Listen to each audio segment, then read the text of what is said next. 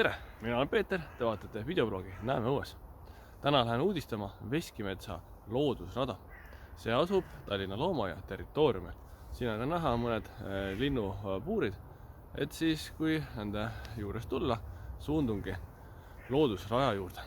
Ning lähme vaatame, mida seal põnevat leida on. Kui loomaaia põhjaväravast sisse minna ja siit lasterongi juurest mööda, siin on siis need linnupuurid, siis siit algabki Veskimetsa väärise elupaik ja loodusrada. Superrajal on siis 7 erinevat punkti ja igal pool on siis teatud infotahvel, mis siis räägib konkreetsest teemast. Raja alguses on siin selline küngas või kühm, kus on siis geodeetilise punkti tähis, aga siin on siis tegelikult aimata kivikuhjatis, kus asus vana Haabersti mõisa veski. Ja sellest on ka siis nimi Veskimetsa. Infotahvlid ise on sellised huvitava kujuga, postid, ja siin esimeses punktis räägitakse siis Veskimetsa ja loomaaia ajaloost.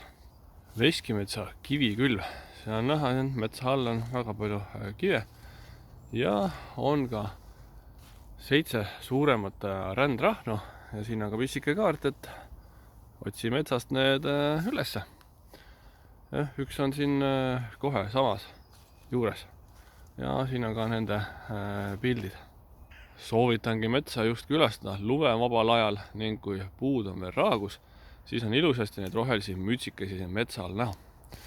Aga siin kivikülve nagu teadete tahvlil või on ka veel selline huvitav informatsioon, et on võimalik arvata ära erinevaid kivitüüpe, et siin on ära toodud mõned just kivivetüübid nendes rändrahnude osas ja siis mõistate ära, millise tüübiga siis tegu on.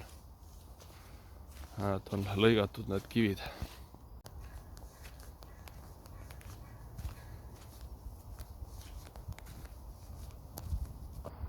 Siin metsas jalutades on kosta palju linnulaulu.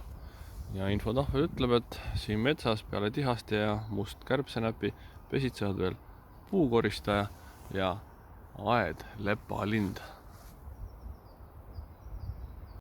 Praegu märtsi alguses on veel külm ja kevadlilled pole hoitsema hakanud, aga ma kujutan ette, et siin metsas võib päris ilus olla, kui siin on sinililled ja ülased.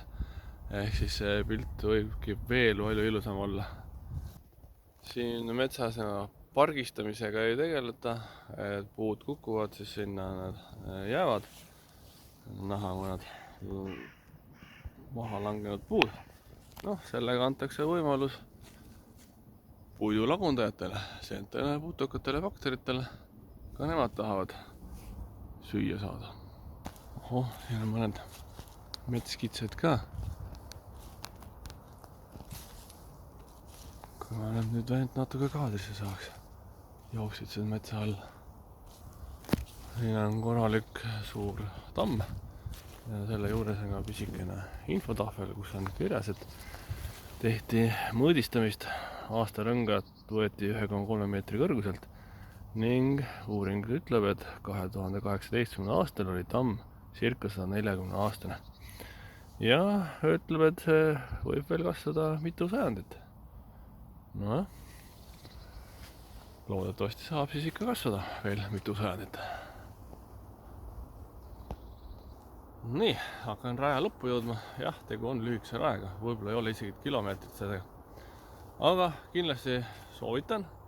Jah, maksta eraldi 8.20, et tulla ainult siia loodusrajale.